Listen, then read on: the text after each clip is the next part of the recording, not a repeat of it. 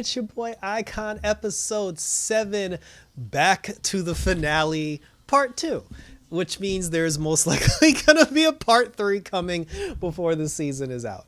So, in our last episode, Sara had come face to face with her dead body.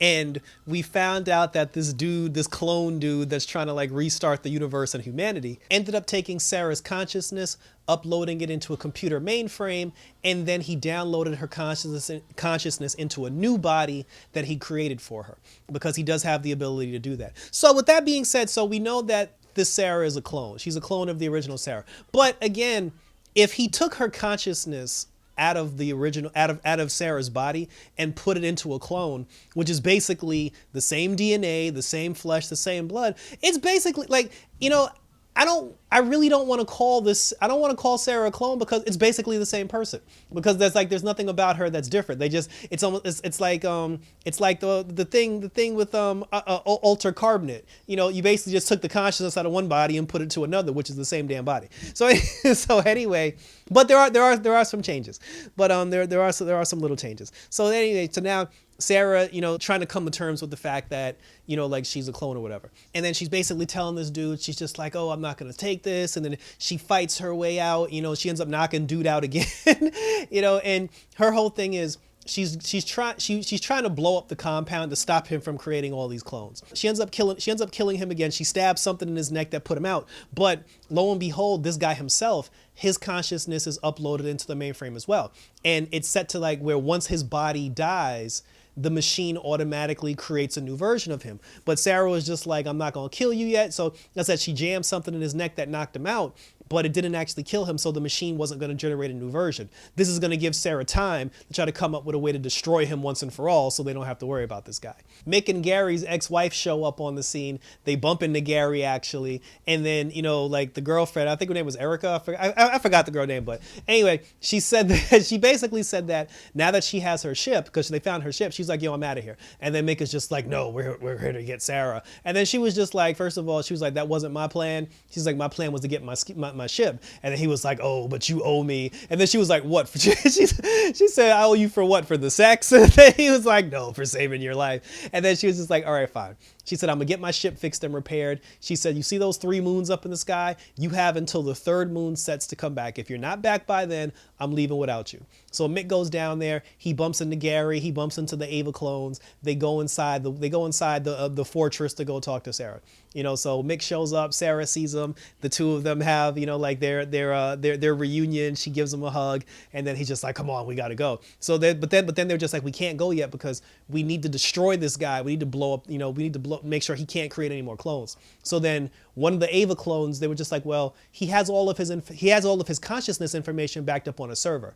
If we blow up all the servers and all the generators at once, because she said that if we blow up one, a backup server will kick in. But she said if we destroy all the servers at once, he won't be able to recreate himself. He won't be able to regenerate himself. So now the plan is to blow up all the servers. So everybody goes outside. They're planting bombs on every server that's all over the compound.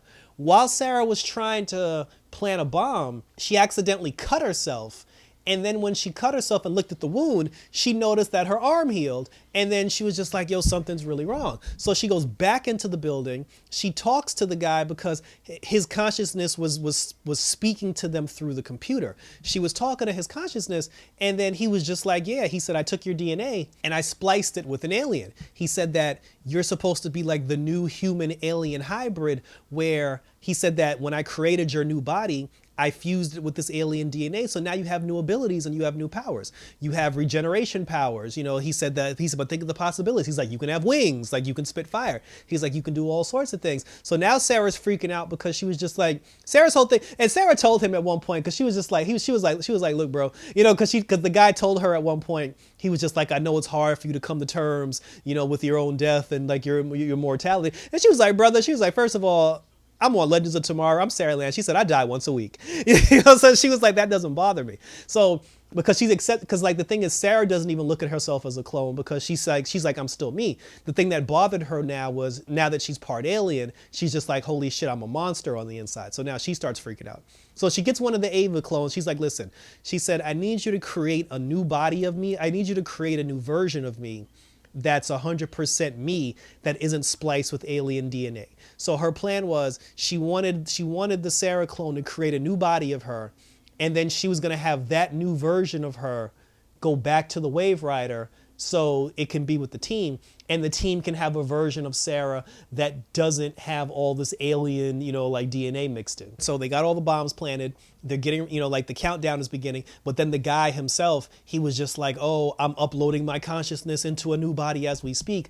And then meanwhile, Sarah's trying to build the new body for herself. And then Mick shows up and he's just like, yo, we're ready to blow this shit. He was like, yo, what's really good? And then, then he saw the clone being created and he was like, what's going on? And then that's when Sara told him, she was just like, listen, she's like, I didn't make it, Mick. She's like, I actually died. And they cloned me, they recreated me, but they mixed me with alien DNA. So he said, so she was like, I'm creating a new body for myself that doesn't have alien DNA, and I want you to take that version back to the Wave Rider. And then he was like, no, because, he was just like, we need you. He was like, you're here. He's like, all I see is you. And then she was just like, I'm damaged, Mick. And he was like, bitch, we're all damaged.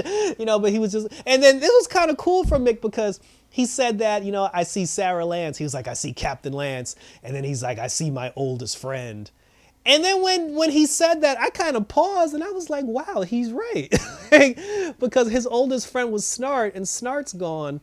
And out of all the legends, it's just him and Sara left. So if you really think about it, Sara actually is his best friend. Like Sara is his oldest friend. And then, Sara felt bad and then she got all teary-eyed. And then she was just like, you know what, forget the clone. She was like, as long as Mick accepts me for me, then she's like, I'm pretty sure the legends will accept me too. They ended up blowing up the compound. They actually show, because at one point I thought that the body that was being created for Sara, I thought that body would survive. I thought that the guy would survive. But they actually did show the explosion where the servers blew up with 94% left on the clock. And they actually showed the new body Sara was building. They actually showed that body being disintegrated. So I guess there's no hope of that Sara or the guy making a comeback unless he uploaded his mind somewhere else that we don't know about. And then after that, then the barrier came down, and then all these aliens that were on the outside that were being used because the barrier was supposed to protect them from aliens attacking. Those aliens ended up busting through. And then, everybody started fighting the aliens. And then, they even asked the Ava clones because the Ava clones said that they were going to stay and try to rebuild their society. And then, Gary was just like, well, he was like, are you going to be okay standing on the planet with all these dangerous aliens? And then she was like, listen, we're a clone society of chefs, engineers, doctors, like soldiers. She was like, we'll be fine. So everybody else, they're fighting the aliens. They're trying to get to the ship.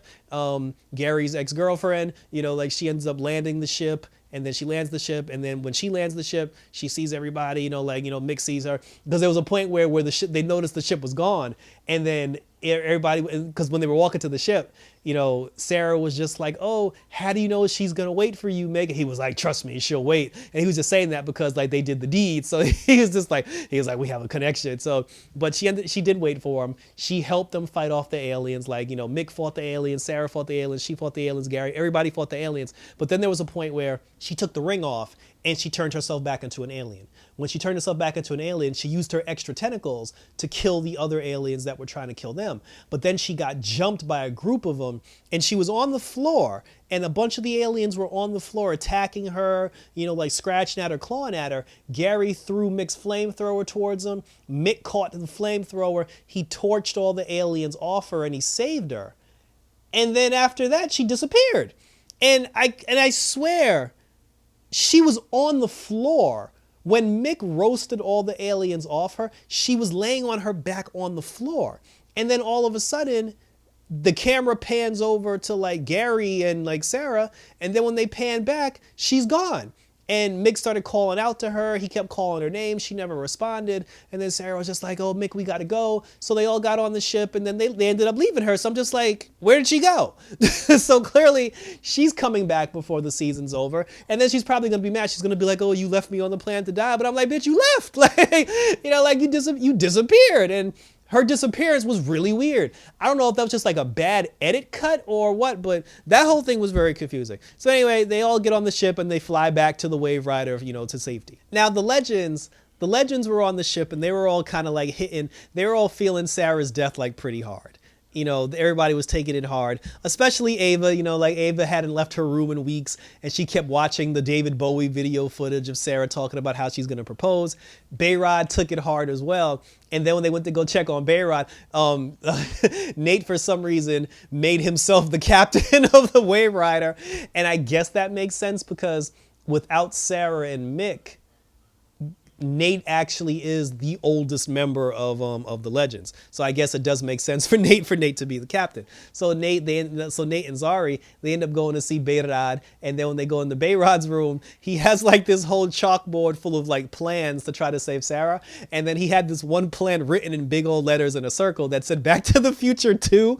So Nate was just like, "Holy crap, he's gonna go back to the finale to try to save Sara." And then Spooner was like, "What's the finale?" And they said, "Don't worry, you'll find out this year." He was like, "The finales are pretty cool." He's like, "Except the one where I died." And I was like, "Yeah, I actually forgot about that." That's the episode where we actually got Bayrod for the first time. So the Legends follow Bayrod to the finale. They find him, and he's just like, "Oh guys, I'm here to save Sara before she gets abducted." And he's like, "And you're not gonna stop me." And they're just like, "Bro, like, we're not here to stop you." He's like, "We came here to help you, to make sure you don't mess it up and to make sure you do it right."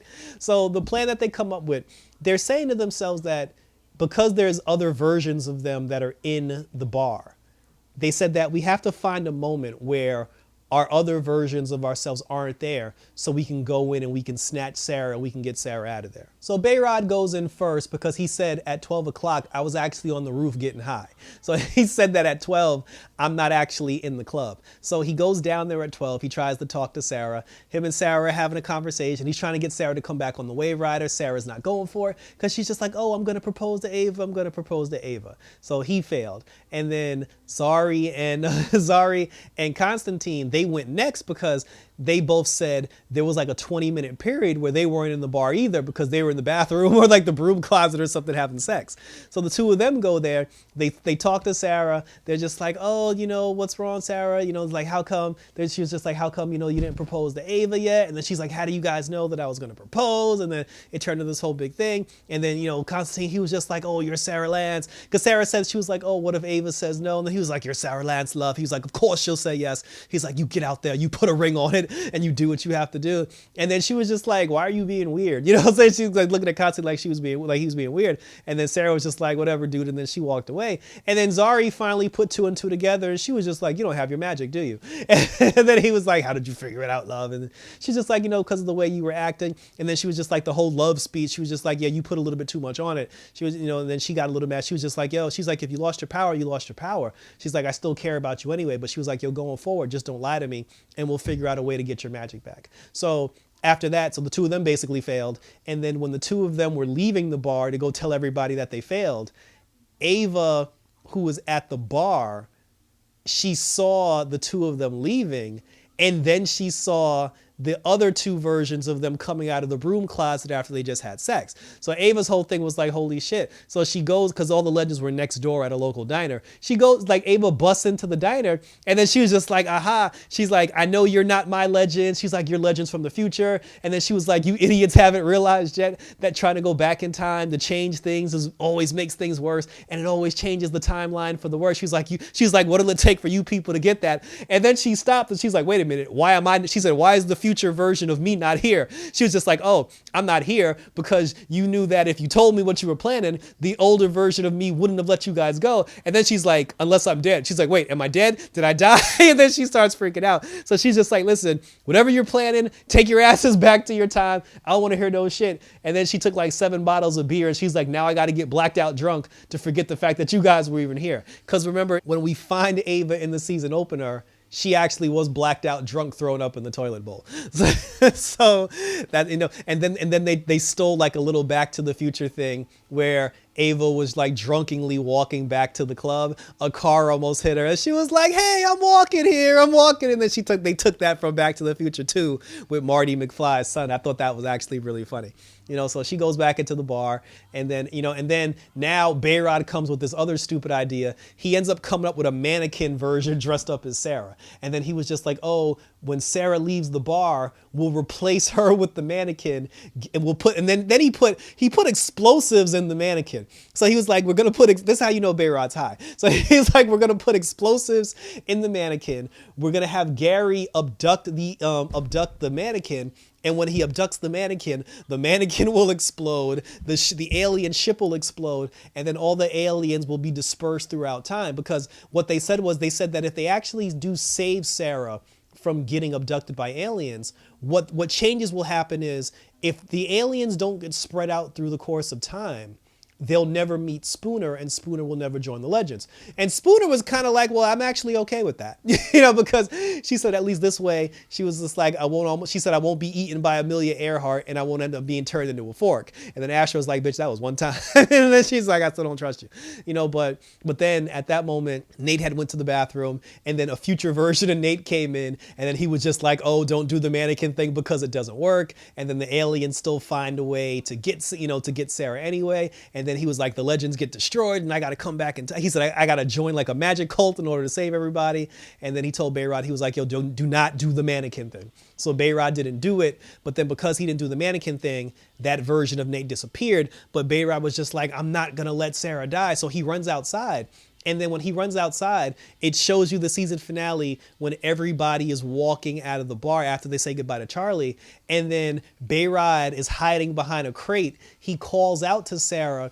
And then when Sarah turns around, that's when the alien beam hits, and then it sucks her up and abducts her into outer space. And then Bayrod was calling out to her. He was like, no. And I don't remember in the original finale, in last season's finale, I don't remember Sarah turning around. So I have to look back to watch that. I don't know if the turnaround was something that they just added, or if she always did turn around and I just never noticed, but I don't remember her turning around. So anyway, so she gets abducted, and then now that she gets abducted by aliens, but because Bayrod was there and Bayrod called out to her, I guess Bayrod didn't call out to her in the season finale, because if Bayrod did call out to her, Sarah would have remembered that. Because what happened was, after Bayrod called out and she turned around and saw him, and then she got abducted by the aliens, the current version of Sarah, her memory got changed to the point where she remembered Bayrod calling out to her. And I thought that was hilarious, because once the memory of Bayrod calling out to her kicked into her system,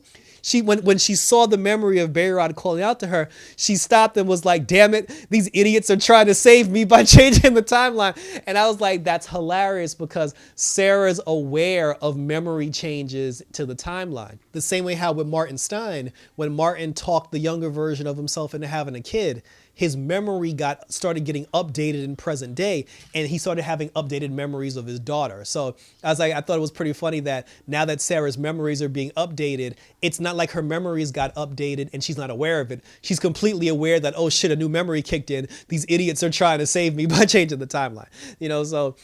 But then I said, but it didn't work. And then, it didn't work. She still got abducted. Bayrod felt bad. He was just like, oh, it's all my fault that Sarah got abducted, because he said if I didn't call out to her, she wouldn't have stopped walking. And then Asher was just like, I'm pretty sure they would have got her anyway. But she was just like, but if you want to blame yourself, she was like, hey, I don't have a problem with that either. And I feel like they're teasing something with Astra and Bayrod, which is fine, because I actually do like both characters. I'm just happy that Bayrod finally did something of importance, because Bayrod's been very useless for ever since the season started. So the fact that he's actually doing stuff was pretty funny, because the episode really was featured more about Bayrod than anybody else besides Sarah. So then after the Legends had accepted that they're not going to save her, they went back into the bar basically to have a toast and to say goodbye to Sarah one last time. At that moment on the Wave Rider, Ava, she was still watching the video. She was still crying over the video. And then Sarah actually walked in. She saw Ava. Her and Ava embraced, and it was all beautiful.